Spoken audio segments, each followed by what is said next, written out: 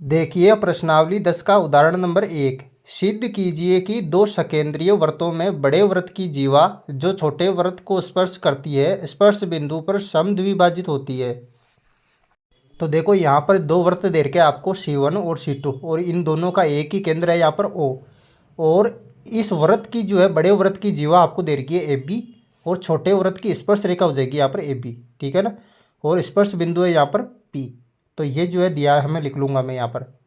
देखो यहाँ पर दिया है, दिया हुआ मैं क्या लिखूँगा कि यहाँ पर जो है दो सकेंद्रीय वृत्त है जिनका केंद्र O है और बड़े वृत्त की जीवा AB है जो छोटे वृत्त की स्पर्श रेखा हो जाएगी, है ना, जो छोटे वृत्त को बिंदु P पर स्पर्श करती है। अब नीचे लिख लेता हूँ सिद्ध करना है। देखो आपको सिद्ध क्या करना है, यानी कि जीवा जो है स्पर्श बिंदु पर समद्विभाजित होती है। स्पर्श बिंदु कौन सा P है, यानी कि AB जो जीवा है वो बिंदु P पर समद्विभाजित होती है। समद्विभाजित का मतलब होता है दो बराबर भागों में बढ़ती है। तो मैं आपको क्या सिद्ध करना है यहाँ पर, AP बराबर PB, यही मतलब होगा समद्विभाजित का है। तो यहाँ पर आप सिद्ध करके बताओगे यहाँ पर कि AP बराबर है यहाँ पर PB के, ठीक है। अब जो है आपको नीचे रचना कर लेनी है। अब रचना में आपको क्या करना है, बिंदु O को P से मिला देना है यहाँ पर। तो यहाँ पर बिंदु O को मैं P से मिला दिया, ठीक है। तो यहाँ पर लिख लो आप कि बिंदु O को P से मिलाया। तो लिख दिया मैंने कि O P को मिलाया, ठीक है ना। इस प्रकार से जो है आपको रचना कर लेनी है। अब देखो उपपत्ति में, देखो उपपत्ति में क्या लिखना है आपको, प्रमेय 10.1 से। देखो प्रमेय 10.1 क्या कहती है, देखो यहाँ पर जो है OP जो है छोटे वृत्त की त्रिज्या है और AB जो है छोटे वृत्त की स्पर्श रेखा है। तो प्रमेय 10.1 कहती है कि किसी भी वृत्त की जो त्रिज्या है वो स्पर्श रेखा में लंब होती है। तो मैं लिख दूंगा OP जो है लंब है AB के ऊपर। ये आ गया प्रमेय 10.1 से। अब हम जानते हैं कि केंद्र से अगर हम जीवा पर लंब खींच दे तो वो जीवा को दो बराबर भागों में बांटेगा। तो यहाँ पर लिख दो कि हम जानते हैं कि केंद्र से जीवा पर खींचा गया लंब जीवा को समद्विभाजित करता है। तो अगर समद्विभाजित करता है तो क्या हो जाएगा, यानी कि ये जो लंब खींचा गया है OP, ये जो है जीवा को यानी कि AB को दो बराबर भागों में बांट रहा है। तो क्या आ जाएगा यहाँ पर, नीचे लिख दूंगा मैं AP बराबर PB हमारे पास आ जाएगा। अतः यहाँ पर हो जाएगा AP बराबर PB, यही हमें सिद्ध करना था, ठीक है ना। इस प्रकार से आपको आसानी से सिद्ध कर लेना है। इति सिद्धम। उदाहरण 2। केंद्र O वाले वृत्त पर बाह्य बिंदु T से दो स्पर्श रेखाएं TP तथा TQ खींची गई है। सिद्ध कीजिए कि कोण PTQ बराबर दो कोण OPQ है। तो यहाँ पर जो है हल के अंदर सबसे पहले लिखूंगा मैं दिया है। अब देखो यह आकृति के अंदर, देखो इस आकृति के अंदर जो है ये वृत्त दे रखा है, इसका केंद्र है O और इस वृत्त से एक बाह्य बिंदु दे रखा है T और इस बाह्य बिंदु से वृत्त पर दो स्पर्श रेखाएं खींची गई है TP और TQ।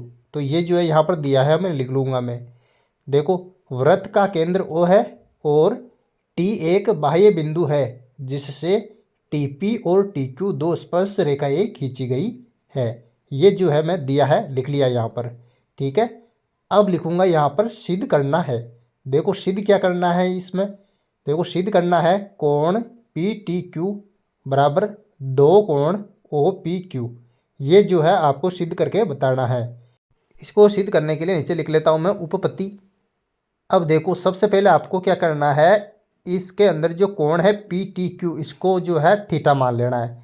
तो मैं लिख लेता हूँ माना कोण PTQ बराबर थीटा। तो इस कोण को मैंने यहाँ पर थीटा मान लिया। अब जो है आपको लगाना है प्रमेय 10.2। तो मैं लिख लेता हूँ यहाँ पर कि प्रमेय 10.2 से। देखो प्रमेय 10.2 के अनुसार किसी भी वृत्त के बाह्य बिंदु से वृत्त पर खींची गई स्पर्श रेखाओं की लंबाइयाँ बराबर होती है। तो यहाँ पर दो स्पर्श रेखाएं हैं TP और TQ, इनकी जो लंबाई बराबर हो जाएगी। तो मैं लिख लेता हूँ यहाँ पर TQ बराबर हो जाएगी यहाँ पर TP, प्रमेय 10.2 से, ठीक है। अब देखो यहाँ पर TP और TQ दोनों भुजाएं बराबर है। तो हमने पढ़ा था कि त्रिभुज में बराबर भुजाओं के जो समूह कोण होते हैं वो बराबर होते हैं। तो देखो यहाँ पर TQ का समूह कोण है कोण TPQ और TP का समूह कोण है यहाँ पर कोण TQP। तो ये दोनों कोण भी बराबर हो जाएंगे यहाँ पर, ठीक है ना। तो टी क्यू का समकोण हो जाएगा यहाँ पर कोण टी पी क्यू बराबर, और टी पी का जो समकोण हो जाएगा वहाँ पर हो जाएगा कोण टी क्यू पी। तो ये दोनों कोण भी आपस में बराबर होंगे और इसको यहाँ पर नाम दे दिया समीकरण 1। अब देखो आप त्रिभुज टी पी क्यू में, देखो त्रिभुज टी पी क्यू में देखो हम जानते हैं कि किसी भी त्रिभुज के अंतः कोणों का योग 180 डिग्री होता है। तो इस त्रिभुज के तीनों कोणों को मैं अगर जोड़ूंगा तो उनका योग भी 180 डिग्री ही होगा। तो देखो मैं जोड़ देता हूँ इसके तीनों कोणों को, कोण पी टी क्यू प्लस कोण टी पी क्यू प्लस कोण टी क्यू पी, इन तीनों कोणों का योग भी कितना होगा 180 डिग्री होगा। अब देखो कोण पी टी क्यू का मान तो हमने माना था थीटा, तो इसकी जगह लिख देता हूँ थीटा प्लस कोण टी पी क्यू की जगह कोण टी पी क्यू लिखूंगा प्लस यहाँ पर देखो कोण टी क्यू पी को क्या लिख सकता हूँ मैं, देखो समीकरण 1 में कोण टी क्यू पी बराबर है कोण टी पी क्यू के, तो मैं यहाँ पर कोण टी क्यू पी को लिख सकता हूँ कोण टी पी क्यू, बराबर आ जाएगा यहाँ पर 180 डिग्री। और ये आया कहाँ से हमारे पास, ये आया हमारे पास समीकरण 1 से जो है हमने उतारा है। ठीक है, अब देखो यहाँ पर कोण टी पी क्यू और कोण टी पी क्यू को मैं जोड़ूंगा तो दो कोण टी पी क्यू हो जाएगा ये। ठीक है, दो कोण टी पी क्यू में इसको लिख सकता हूँ बराबर 180, और उधर देखो जो थीटा है उसको मैं बाईं तरफ से दाईं तरफ लाऊंगा तो वो माइनस का हो जाएगा, तो 180 माइनस यहाँ पर आ जाएगा थीटा। ठीक है, अब देखो आगे यहाँ पर जो है कोण टी पी क्यू बचेगा बराबर 180 माइनस थीटा, और उधर जो है कोण टी पी क्यू के साथ जो दो गुणा में थे वो इधर आ गए भाग के अंदर। अब देखो कोण टी पी क्यू की जगह कोण टी पी क्यू लिखो बराबर, यहाँ पर जो है मैं अलग अलग बटेवे में लिख लूँगा, यानी कि यहाँ पर जो है 180 के बटेवे में भी 2 आ जाएगा तो लिखूँगा मैं 180 बटा 2 माइनस का चिन्ह, और थीटा के बटेवे में भी यहाँ पर 2 हो जाएगा, तो इस प्रकार से करके लिख लूँगा इसको। ठीक है, अब देखो यहाँ पर कोण टी पी क्यू की जगह कोण टी पी क्यू उतारो बराबर 180 को मैं 2 से यहाँ पर काटूंगा तो 90 बार कटेगा, तो यहाँ पर आ जाएगा 90 माइनस थीटा बटा 2 की जगह थीटा बटा 2 उतार दो यहाँ पर, तो ये उतार दिया थीटा बटा 2, और यहाँ पर इसको नाम दे दूंगा मैं समीकरण 2, तो ये नाम दे दिया समीकरण 2। अब मैं यहाँ पर लगाऊंगा प्रमेय 10.1, तो लगा रहा हूँ मैं यहाँ पर प्रमेय 10.1। देखो प्रमेय 10.1 क्या कहती है कि किसी भी वृत्त की जो त्रिज्या है वो स्पर्श रेखा पर लंब होती है। तो यहाँ पर इस आकृति के अंदर वृत्त की जो त्रिज्या है OP वो जो है स्पर्श रेखा TP पर लंब है, तो यहाँ पर कोण जो है OPT हो जाएगा 90 डिग्री का यहाँ पर, तो लिख लेता हूँ कोण OPT बराबर 90 डिग्री। अब देखो यहाँ पर कोण है OPQ, ये कोण OPQ किसके बराबर रहेगा, देखो यहाँ पर आकृति के अंदर देखो आप कोण OPQ कहाँ पर है, कोण OPQ ये रहा यहाँ पर। ठीक है, ये कैसे आएगा हमारे पास, अगर देखो मैं कोण OPT में से, अगर कोण OPT में से मैं माइनस कर दूँ कोण TPQ, ये कोण ये मैं माइनस कर दूँ इसमें से, तो मेरे पास क्या बचेगा कोण OPQ ही बचेगा। तो यहाँ पर आपको लिखना है कि कोण OPT, कोण OPT माइनस करो कोण TPQ, तो हमारे पास कोण OPQ बच जाएगा। अब देखो कोण OPQ की जगह कोण OPQ उतारो बराबर का चिन्ह, कोण OPT का मान देखो यहाँ पर प्रमेय 10.1 से हमारे पास आया था 90 डिग्री, तो ये 90 डिग्री उतार दो माइनस, और कोण TPQ देखो समीकरण 2 के अंदर कोण TPQ का मान दे रखा है आपको 90 माइनस थीटा बटा 2, तो यहाँ पर कोष्टक लगाओ 90 माइनस थीटा बटा यहाँ पर आ जाएगा 2, और कोष्टक में इसको जो है बंद कर दूंगा मैं।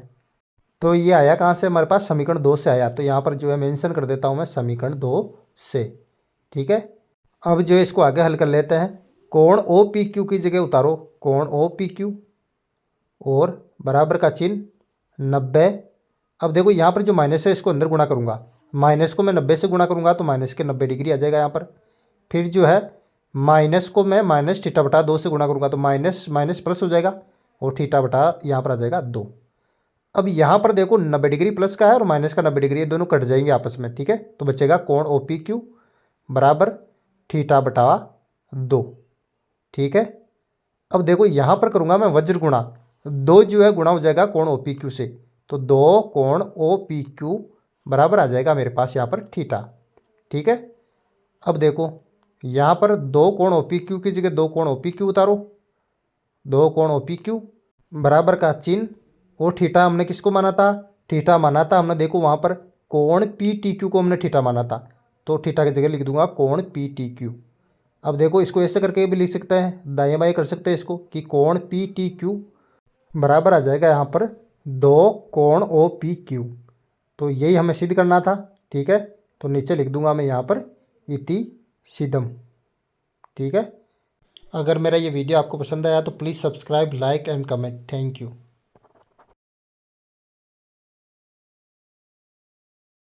उदाहरण नंबर 3, 5 सेंटीमीटर त्रिज्या के एक वृत्त की 8 सेंटीमीटर लंबी एक जीवा पी क्यू है।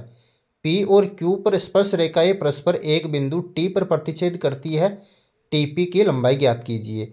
देखो उदाहरण 3 का आपको ये चित्र दे रखा है, इसके अंदर आपको क्या करना है, ओ टी को मिला लेना है, ठीक है। और यहाँ पर जो है इस वृत्त की जो जीवा है पी क्यू है और इसकी लंबाई दे रखी है 8 सेंटीमीटर।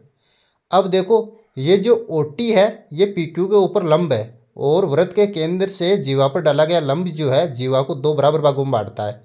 तो यहाँ पर जो है पी आर की लंबाई 4 सेंटीमीटर हो जाएगी और आर क्यू की लंबाई भी 4 सेंटीमीटर यहाँ पर हो जाएगी। और यहाँ पर जो कोण है टी आर पी ये भी 90 डिग्री का हो जाएगा और कोण जो है पी आर ओ ये भी 90 डिग्री का यहाँ पर हो जाएगा। और पी ओ की लंबाई दे रखी है 5 सेंटीमीटर यहाँ पर। तो आपको जो है टी पी की लंबाई ज्ञात करनी है। तो सबसे पहले यहाँ पर मान लूँगा मैं टी पी, यानी कि टी पी लिखो या पी टी, ए की बात है। पी टी की जो लंबाई मान लेंगा मैं 1 सेंटीमीटर यहाँ पर, और टी आर की लंबाई मान लूँगा यहाँ पर वाई सेंटीमीटर में, ठीक है।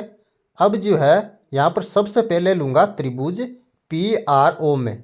देखो त्रिभुज पी आर ओ में, पी आर ओ के अंदर जो है कोण पी आर ओ 90 डिग्री का है, तो ये एक समकोण त्रिभुज हुआ। तो पाइथागोरस प्रमेय लिखाओ यहाँ पर। तो पाइथागोरस प्रमेय से देखो पाइथागोरस प्रमेय क्या होती है, कर्ण स्क्वायर बराबर आधार स्क्वायर प्लस लंब स्क्वायर। तो देखो त्रिभुज पी आर ओ के अंदर जो है ओ पी जो है कर्ण है, तो ओ पी का यहाँ पर स्क्वायर कर दूंगा, और आधार है इसके अंदर ओ आर, तो यहाँ पर आधार की जगह ओ आर का स्क्वायर कर दूंगा, और लंब है इसके अंदर पी आर, तो प्लस यहाँ पर जो है पी आर का यहाँ पर जो है स्क्वायर हो जाएगा। तो यहाँ पर लंब की जगह कर दूंगा पी आर का स्क्वायर। अब देखो ओ पी का मान दे रखा 5 है वहाँ पर, तो 5 का स्क्वायर कर दूंगा बराबर ओ आर हमें ज्ञात करनी है इसके अंदर, तो ओ आर की जगह ओ आर का स्क्वायर ही कर दूंगा, प्लस पी आर का मान दे रखा है देखो 4, तो यहाँ पर लिख दूंगा 4 का यहाँ पर स्क्वायर।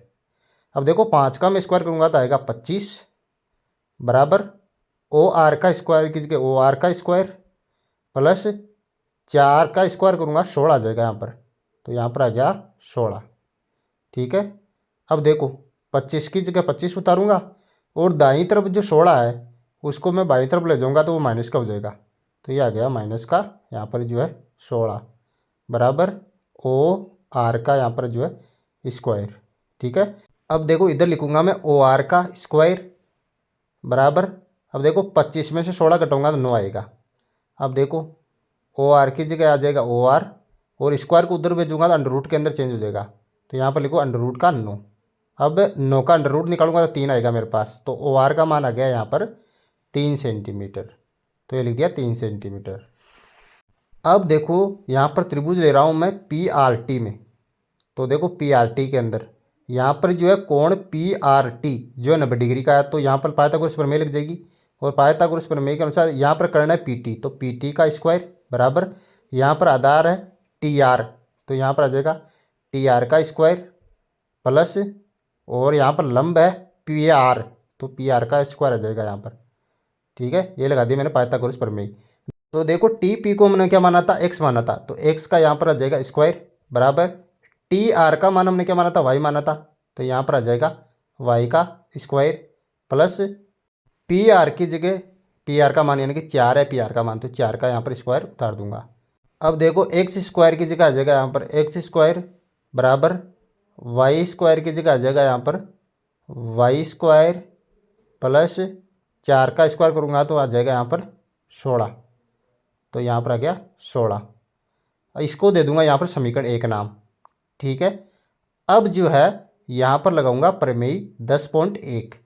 तो देखो प्रमेय 10.1 के अनुसार क्या होता है कि वृत्त की जो त्रिज्या होती है वो स्पर्श रेखा पर लंब होती है, तो यहाँ पर जो वृत्त की त्रिज्या ओपी है वो स्पर्श रेखा टीपी पर लंब है, तो यहाँ पर कोण ओ पी टी क्या हो जाएगा, 90 डिग्री का हो जाएगा।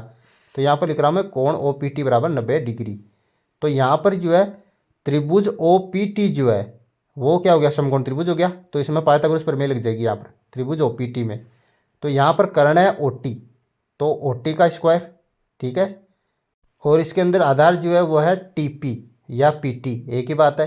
तो मैं लिख रहा हूँ यहाँ पर पी टी का स्क्वायर प्लस लंब क्या है इसके अंदर, लंब है ओ पी, तो ओ पी का यहाँ पर आ जाएगा या पी ओ का स्क्वायर लिख दूंगा। अब देखो ओ टी किससे मिलकर बन रही है, ओ टी बन रही है यहाँ पर टी आर और ओ आर से मिलकर, ठीक है ना। तो ओ टी को मैं क्या लिख सकता हूँ, ओ टी को लिख सकता हूँ यहाँ पर T R plus O R, इससे मिलकर, तो इसका स्क्वायर लिख दूंगा बराबर पी टी का मान, पी टी का मान हमने एक्स माना था तो एक्स का स्क्वायर प्लस पी ओ की जगह, पी ओ की जगह जो है यहाँ पर आ जाएगा 5 का यहाँ पर स्क्वायर। अब देखो टी आर का मान हमने क्या माना था, टी आर का मान माना था हमने वाई, तो वाई लिख दूंगा टी आर की जगह प्लस ओ आर का मान क्या आया हमारे पास, 3 सेंटीमीटर आया ओ आर का मान, तो 3 लिख दूंगा ओ आर की जगह और इसका होल स्क्वायर लिख दूंगा बराबर एक्स की स्क्वायर की जगह एक्स स्क्वायर आ जाएगा, एक्स का स्क्वायर करूँगा तो ठीक है, प्लस 5 का स्क्वायर करूँगा मैं तो 25 आ जाएगा मेरे पास, तो यहाँ पर लिख दूंगा 25।